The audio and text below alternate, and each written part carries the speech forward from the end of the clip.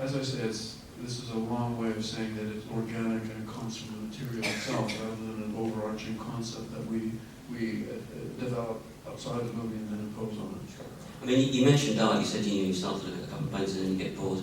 There are obviously a couple of references to art in this film, the Jackson Pollock and Mark Rothko paintings. Was that in, because I have to confess I've not read the original novel, was that something that was in there? Because you go on from that to talk about kind of capitalism and how everything can be bought, can be purchased, and that's what seems to really draw the ire of Juliette Binoche. You know, people begin to tell Eric what they think of him rather than telling him what he would like to hear.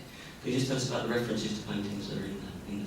Yeah, well, Eric, he sees in Mark Rothko, and in particular the Rothko Chapel, which is a beautiful building built specifically to house these last paintings that Mark Rothko did. And he sees there a kind of tranquility, a peace, and a sort of serenity. And he wants that. But he only knows how to buy. He doesn't know any other way to achieve that. He doesn't realize, or he can't understand that he has to generate that kind of thing from the inside. You can't just buy it. And so he wants not just the paintings, but the chapel, because the chapel is a kind of a religious thing. So when I was deciding on what the credit should be, the credit sequences, we had a wonderful credit designer, and he suggested a kind of Jackson Pollock beginning. Pollock is not mentioned in the movie, but you get the idea that Eric is an aficionado of modern American art, and therefore certainly will probably have at least one or two Pollocks. And so we show the Pollock, that isn't the real one, being generated, and it's all really speckly and actiony, and it's ADD, and it's kind of like Eric's mind at the beginning, very quick, very micro-timed and everything, the thing that Benno complained about that he couldn't keep up with. So that's Eric at the beginning. And then towards the end of the movie, he has achieved, possibly through death, this kind of Rothko-like serenity and so on. However, it did occur to me later, just recently actually, that both those painters, Pollock and Rothko, committed suicide. And so it's kind of perfect, really, for Eric, I think, to collect them. Final comment from me, then we'll take some questions from the audience. Watching the film a second time, whenever I say this, it always feels like I'm trying to get people to play and see it twice. But it's a very dense film, it's a complex film. When I watched it the first time, I saw it in Cannes actually. I enjoyed it, but it took some time. When I watched it again tonight, things drop into place. And you mentioned about the dialogue. It's almost, I know you did the native language, but it has an element to me of Burroughs, and it's almost like a dialogue all of its own. Sometimes they're talking, and they're talking about things that you can recognise, but there's a kind of code going on. And the film feels sometimes like a code that you decipher, and it's very enjoyable to decipher. Do you enjoy the fact that the film has this kind of multiple enjoyment for people? It's not something that you just watch and go away. You go away and you think about it, and hopefully you want to pay twice. Yeah. Well, the films that always excited me the most were films that were not immediately consumable, basically. I mean, we all enjoy Hollywood films and so on, but they are designed to satisfy you immediately, like a good sugar hit. I don't want to talk about the Atkins diet or insulin response, but we could. So you eat something sweet, and you get a good hit, you get a high. And but it's over, it's finished. You consumed it. You don't need to see it again. You could, but you don't need to.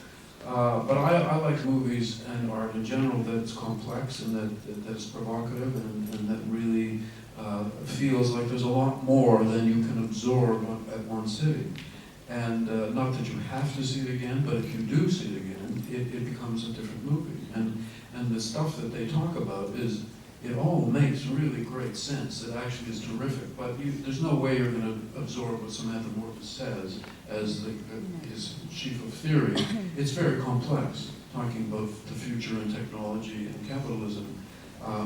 So you let it wash over you, and what you're getting from that is that Eric understands it. It means something to him, and it's also very interesting that a capitalist sort of master should be interested in the theory of capitalism and would hire someone to coach him every day and sort of feed him interesting things about the theory of money and capitalism and so on. So you don't need to know exactly what she's talking about and understand it for it to work in the movie. That's my feeling. If you see the movie again, those things start to make more and more sense. And I love that. I mean, I think in a movie you try to, I want to give the audience a lot of stuff. Maybe more than they can, take at once, but it's all there. If you are going to see it again, sit here.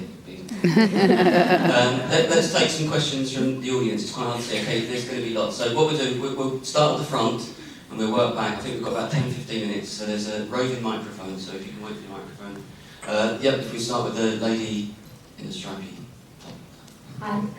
I just want to say congratulations on a great film. I really, really enjoyed it. I just want to ask if you could tell us more about the whole Cannes experience and what it was like to have a debut there, and especially you, David, having your son debut this film there as well. And also, there's been talk of two of you working on another project, and I was wondering if you could tell us a bit more about that as well. So 3 questions. The first question I think was about the experience of being in Cannes. Is that correct? And I enjoyed the experience of being in Cannes. Second question, and the fact that your son, Brandon, had a film there, Antiviral, which I saw was very good. But also the third part of the question was about the fact that you're talking about working together again. Is there any truth in that? The third part of the question, is there any truth that you're working together again?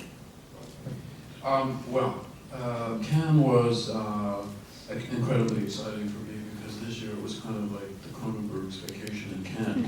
Because my son had his first feature film there as part of the official selection, and that meant that this was the first time in the history of Cannes that there had ever been a sort of father-son or parent-child duo with official selections of the same film. That was really nice. And then my daughter Caitlin had somehow scored a gig with the New York Times to kind of cover all that. So she was there snapping away and living in the Carlton Hotel with us. And so it was really a kind of a family affair, and that was really sweet. Really lovely. Your experience of Cannes? No, it was amazing. I was in Cannes like 2009 and just to promote, and I felt like I was just piggybacking on the credibility of the festival and felt a little bit like an imposter.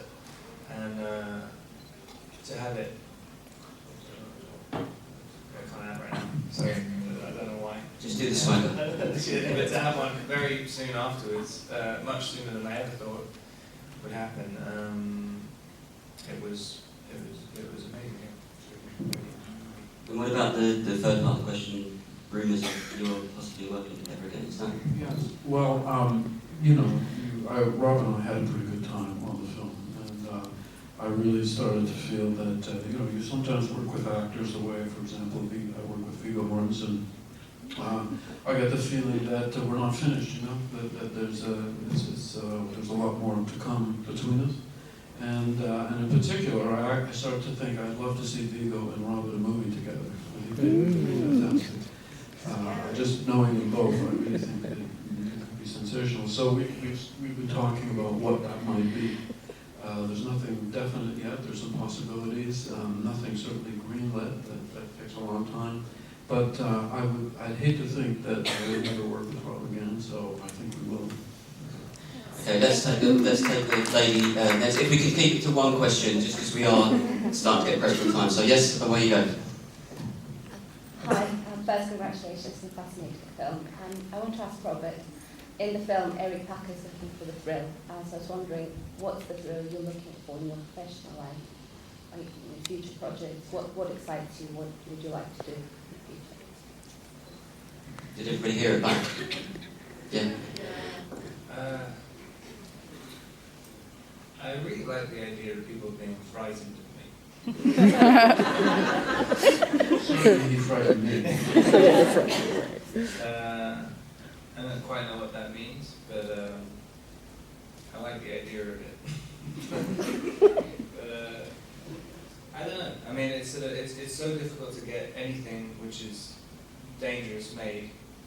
And however, Cosmopolis it's almost ridiculous the fact that it is relatively dangerous to make a movie because it's, people are like, oh, it's too much talking. I mean, it's like people are crazy about it, but